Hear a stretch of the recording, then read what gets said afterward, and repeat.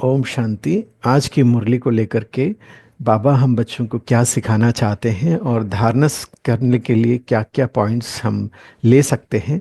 बहुत सार में सिर्फ 10 पॉइंट में आज की मुरली को समझने की कोशिश करते हैं, ताकि भट्टी से पहले हम एक उच्च स्थिति, एक श्रेष्ठ स्थिति को बना सके और 5 दिन की भट्टी को हम सफल कर सके। आइए।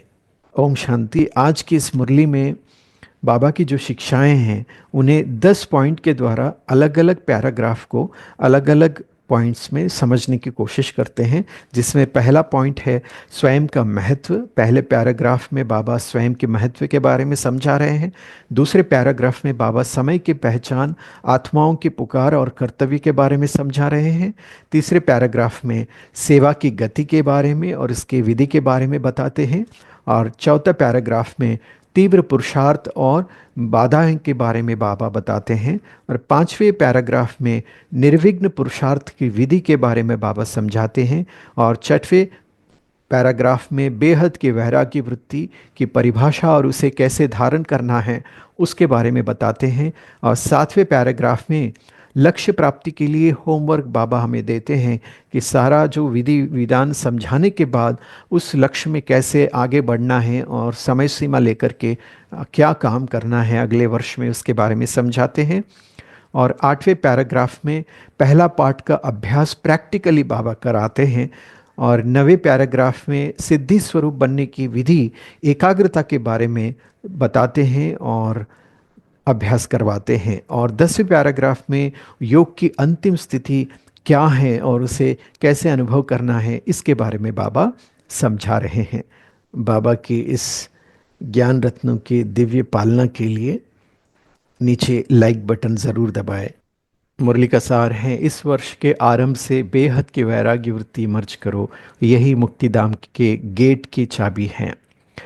तो इस पूरे मुरली को अगर हम 10 पॉइंट्स में डिवाइड करेंगे तो सार में हमें बाबा क्या कहना चाहते हैं, क्योंकि सुबह आप सभी ने तो मुरली सुने ही हैं और इसमें से मुख्य मुख्य पॉइंट्स को हम लोग धारणा करने के हिसाब से पढ़ते हैं। तो पहला जो पैराग्राफ है जिसमें बाबा स्वयं के महत्व के बारे में समझाते हैं। बाबा से यह विधि हम सभी बच्चों को सीखना चाहिए, क्योंकि जब भी बाबा हमसे मिलने आते हैं और हमें कुछ कहना चाहते हैं तो पहले डायरेक्ट कुछ ना कहते हुए हमें अपने स्वमान याद दिलाते हैं और हमें एक श्रेष्ठ स्थिति में, उच्च स्थिति में लेके आते हैं। क्योंकि हमारा जो नेचर, संस्कार जो बन चुका है, बार बार हम देह अभिमान, देह के भान में आ जाते हैं। तो उस स्मृति से बाहर निकालते हुए बाबा हमें अपने आदि अनादि स्मृति को याद दिलाते हुए बाहर लेके आते हैं, एक श्रेष्ठ स्थिति बनाते हैं और आप समान स्थिति में बिठा करके फिर बाबा अपने दिल की बातें हम बच्चों के साथ शेयर करते हैं। तो पहला पैराग्राफ में बाबा हमें अपनी महत्व, हम कौन हैं और हमसे मिलने के लिए कौन आ रहे हैं और कितने दूर से आ रहे हैं, हमारे लिए कौन सा गिफ्ट लेके आए हैं, इसके बारे में बाबा समझाते हैं। तो सार में एक दो लाइन इसमें पढ़ लेते हैं। नव वर्ष में तो एक दो दिन के लिए, नव वर्ष में तो एक दिन के लिए एक दो को गिफ्ट देते हैं, लेकिन नवयुग रचता बाप दादा ने आप सबको गोल्डन वर्ल्ड की सौगात दी है, जो अनेक जन्म चलने वाली है। विनाशी सौगात नहीं है, अविनाशी सौगात बाप ने बच्चों को दे दी है। तो इस तरह से बाबा हमें नए विश्व की सौगात के बारे में याद दिलाते हैं। और उसके बाद दूसरे पैराग्राफ में समय की पहचान, आत्माओं की पुकार और कर्तव्य के बारे में बाबा समझाते हैं कि यह कौन सा समय चल रहा है और चारों तरफ क्या हो रहा है। यह हमें बाबा देखने के लिए लेके चलते हैं, जो कि सार में इसको पढ़ के मैं सुनाता हूँ। बाप दादा ने पहले भी कहा है कि समय की रफ्तार तीव्र गति से जा रही है। तो सारे वर्ष के रिजल्ट में चेक किया कि क्या मेरे पुरुषार्थ की रफ्तार तीव्र रही या कब कैसे रही। दुनिया की हालतों को देखते हुए अब अपने विशेष दो स्वरूपों को इमर्ज करो। वह दो स्वरूप है, एक सर्वप्रति रहमदिल और कल्याणकारी, और दूसरा, हर आत्मा के प्रति सदा दाता के बच्चे मास्टर दाता।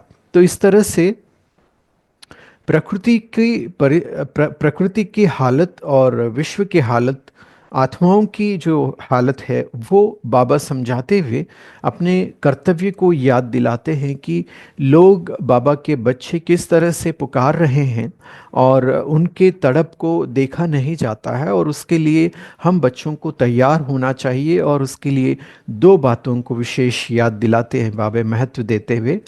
वह है एक, रहमदिल कल्याणकारी बनना।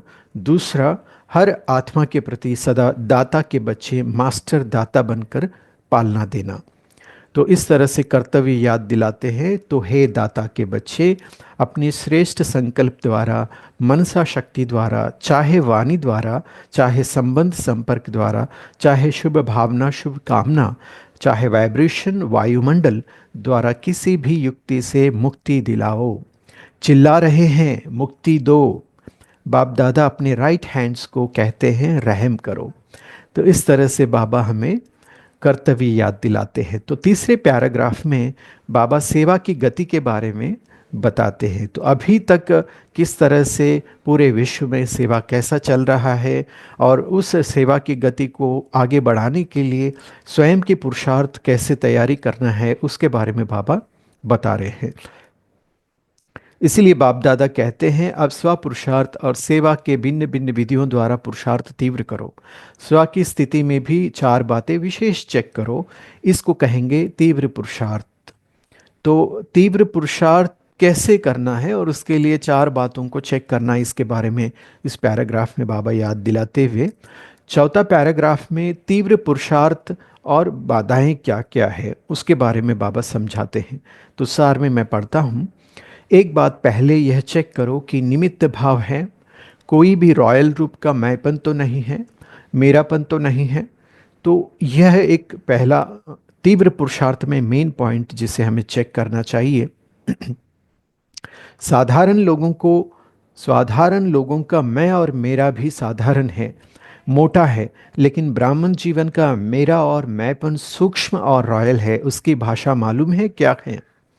यह होता ही है, यह तो चलता ही है, यह तो होना ही है, चल रहे हैं, देख रहे हैं। तो एक निमित्त भाव हर बात में निमित्त है, चाहे सेवा में, चाहे स्थिति में, चाहे संबंध संपर्क में, चेहरा और चलन निमित्त भाव का हो।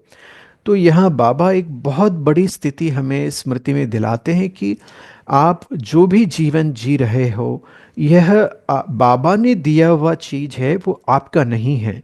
तो कितना ईमानदारी से हमें उस कर्तव्य को निभाना चाहिए। जब किसी की भी कोई चीज़ हम लेते हैं तो हम उसका कितना ध्यान रखते हैं। तो इस तरह से बाबा यहाँ पर एक ऊंच स्थिति, निमित्त भाव एक बहुत ऊंच ऊंच स्थिति है, उस स्थिति का महत्व हमें याद दिलाते हुए पुरुषार्थ की चेक करने के लिए बाबा कह रहे हैं। और उसकी दूसरी विशेषता होगी निर्माण भाव। निमित्त और निर्माण भाव से निर्माण करना। निमित्त और निर्माण भाव, एक है निमित्त यानी ट्रस्टी होकर के चलना, दूसरा है निर्माण अर्थात बिल्कुल नम्र होकर के चलना। ये दोनों अगर धारण करते हैं तो एक नवनिर्माण हम का नवनिर्माण का कार्य हम कर सकते हैं। तो ये तीनों बातें सुनी, निमित्त, निर्माण और निर्माण, और चौथी बात है निर्वाण। तो इस तरह से चार बातों को यहाँ पर चेक करने के लिए बाबा कह रहे हैं।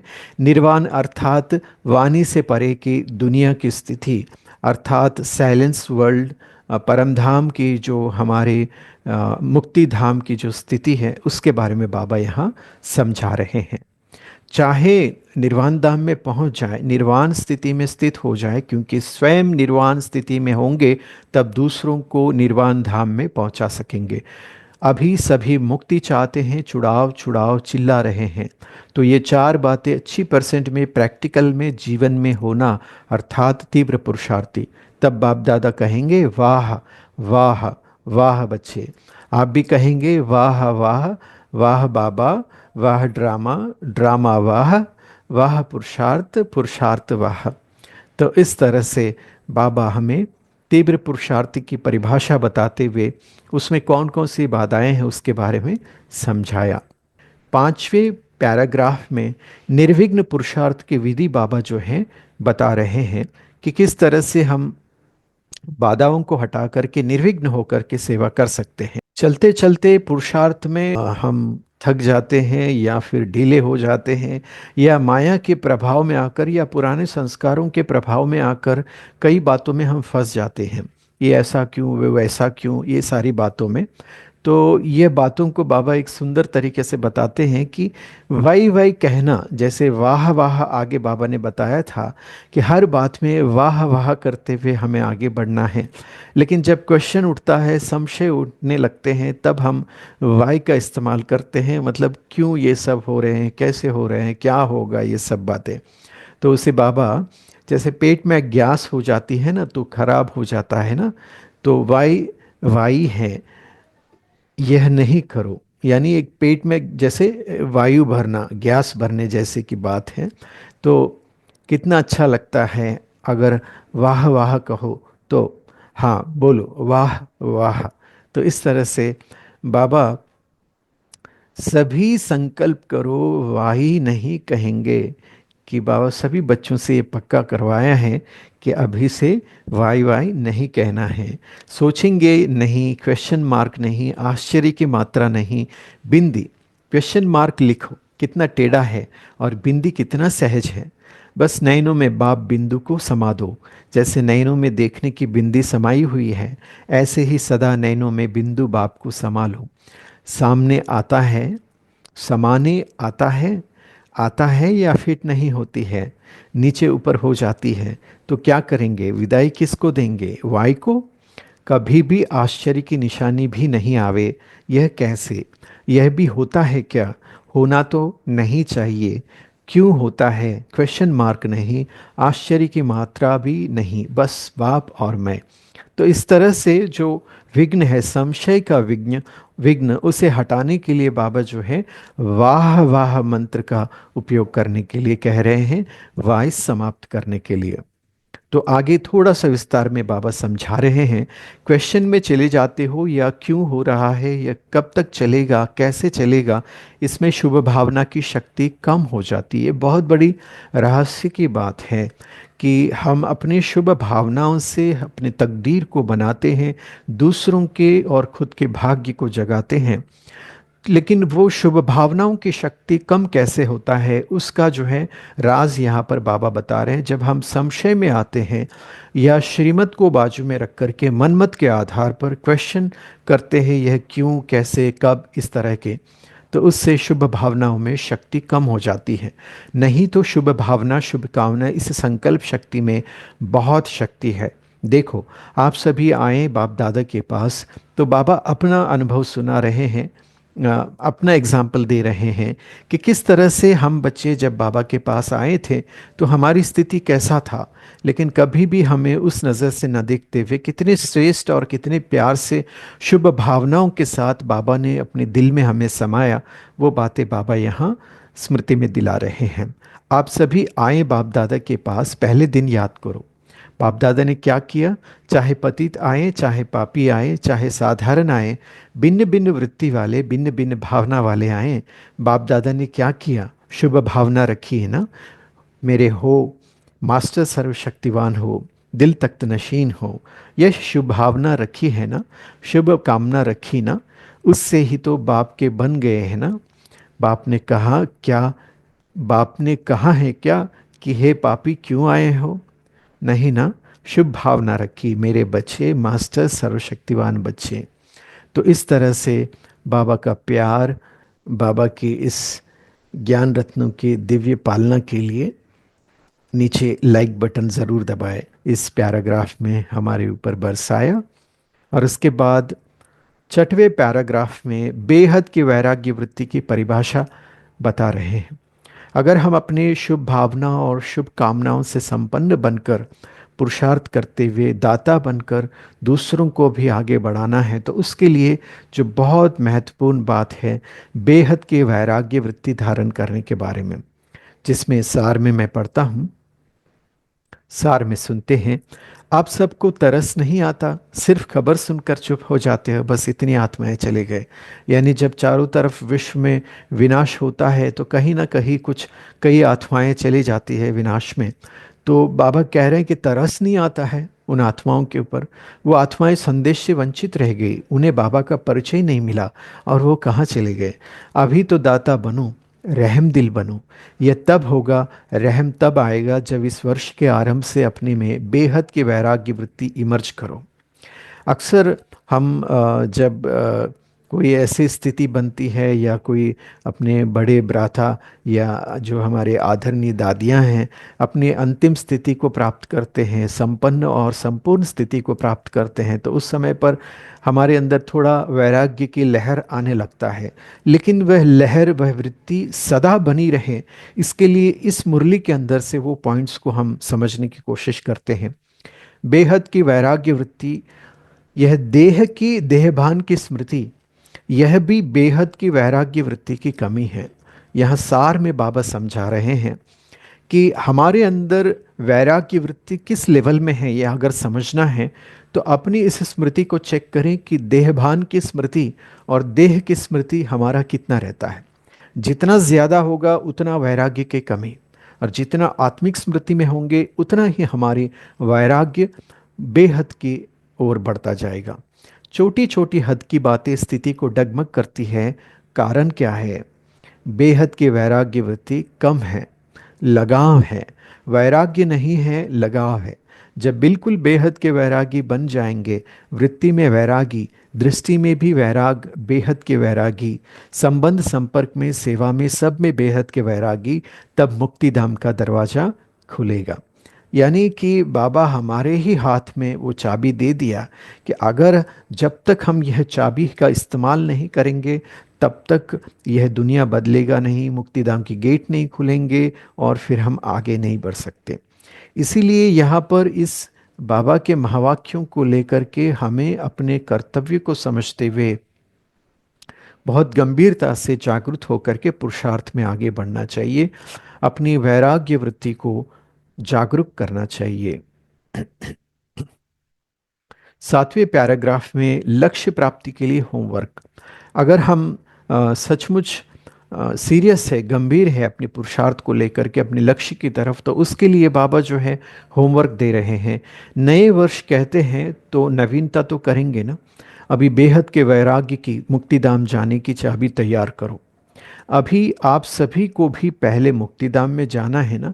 ब्रह्मा बाप से वायदा किया है, साथ चलेंगे, साथ आएंगे, साथ में राज्य करेंगे, साथ में भक्ति करेंगे। तो अभी तैयारी करो, इस वर्ष में करेंगे कि दूसरे वर्ष में चाहिए। तो समय सीमा भी यहाँ पर बता रहे हैं बाबा की 1 साल के अंदर आपको बेहद वैराग्य वृत्ति की चाबी तैयार करना है। और इसके बाद आगे के जो पैराग्राफ है उसमें बाबा समझा रहे हैं पहला पाठ का अभ्यास। प्रैक्टिकली यहाँ अगर पिछले साल में बाबा मिलन में जितनी भी मुरलियाँ हमने सुने, उन सभी मुरलियों में, मुरली के बाद जो है लगभग सभी मुरलियों में ये प्रैक्टिकल अभ्यास बाबा करा रहे थे कि अभी अभी 1 सेकंड में बिंदु बन बिंदु बाप को याद करो, और जो भी कोई बातें हो उसको बिंदु लगाओ, लगा सकते हो। बस 1 सेकंड में मैं बाबा का, बाबा मेरा, यही पहला और अंतिम पुरुषार्थ है अगर हम इस बात का महत्व समझेंगे।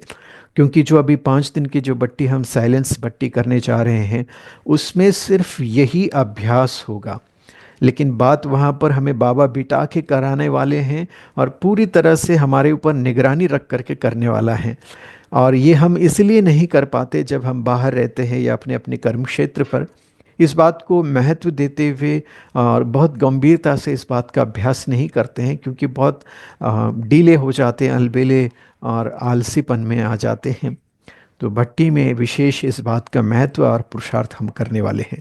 इसके बाद का जो पैराग्राफ है जिसमें वरदान और श्लोगन है, सिद्धि स्वरूप बनने की विधि बाबा इसमें बता रहे हैं। वरदान में एकाग्रता के अभ्यास द्वारा एक रस स्थिति बनाने वाले सर्व सिद्धि स्वरूप भव, जिसमें सिद्धि स्वरूप बनना है या जो अंतिम लक्ष्य है उसे प्राप्त करना है, शक्तियों से खजानों से अगर भरपूर करना है, तो एकाग्रता के अभ्यास के बारे में बाबा जोर दे रहे हैं। एकाग्रता अर्थात एक ही श्रेष्ठ संकल्प में स्थित हो रहना। जिस एक बीज रूपी संकल्प में सारा वृक्ष रूपी विस्तार समाया हुआ है, एकाग्रता को बढ़ाओ और सर्व प्रकार की हलचल समाप्त हो जाएगी। फर्स्ट लेवल जो भट्टी हमने किया था स्थूल से सूक्ष्म की ओर, उसमें पूरे दिन में 3 दिन में हर 2 घंटे में 1 घंटे में जो अभ्यास हम किया करते थे, बिंदु स्वरूप में एकाग्र होकर के बस अपने आत्मिक स्वरूप में एक ही संकल्प में स्थित रहने का जो अभ्यास करते रहे, यही अभ्यास के ऊपर बाबा जोर दे रहे हैं। और यही पहला पाठ और अंतिम पाठ हम सब के लिए हो सकता है। इसके लिए यह अभ्यास बार बार करें। आज भी अभी हमारे पास 8 दिन और बाकी है भट्टी के लिए, तो इसीलिए पूरे दिन में इस अभ्यास को बढ़ाएं।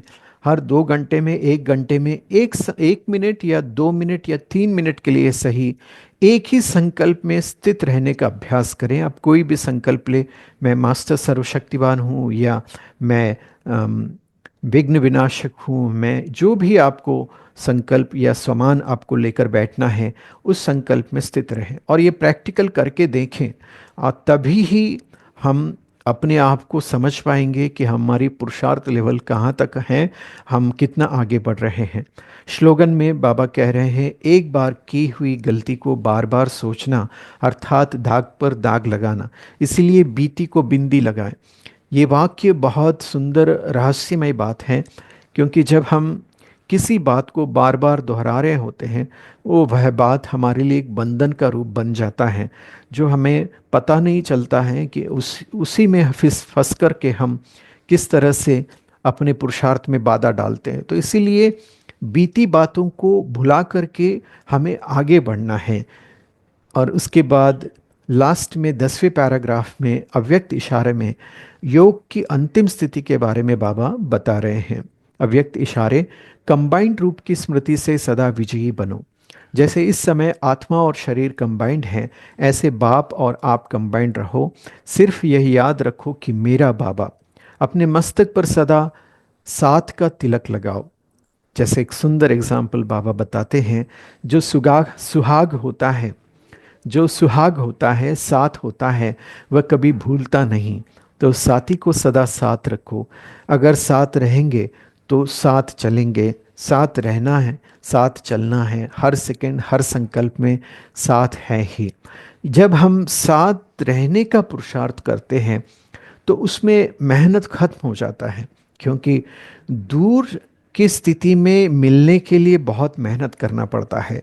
लेकिन जब हम साथ रहते हैं अर्थात एक हो जाते हैं, वहाँ दूरी खत्म हो जाती है, तो वहाँ पर मेहनत भी खत्म हो जाता है। तो बहुत सुंदर तरीके से जैसे एग्जाम्पल के थ्रू बाबा हमें समझा रहे हैं, आत्मा और शरीर कंबाइंड जैसे हैं, वैसे हमें बाबा मेरे साथ है यह स्मृति, बाबा आप कंबाइंड रहो। सिर्फ यह याद रखो कि मेरा बाबा, इस स्मृति में रहना भी ये साथ रहना है, यही योग की अंतिम स्थिति है।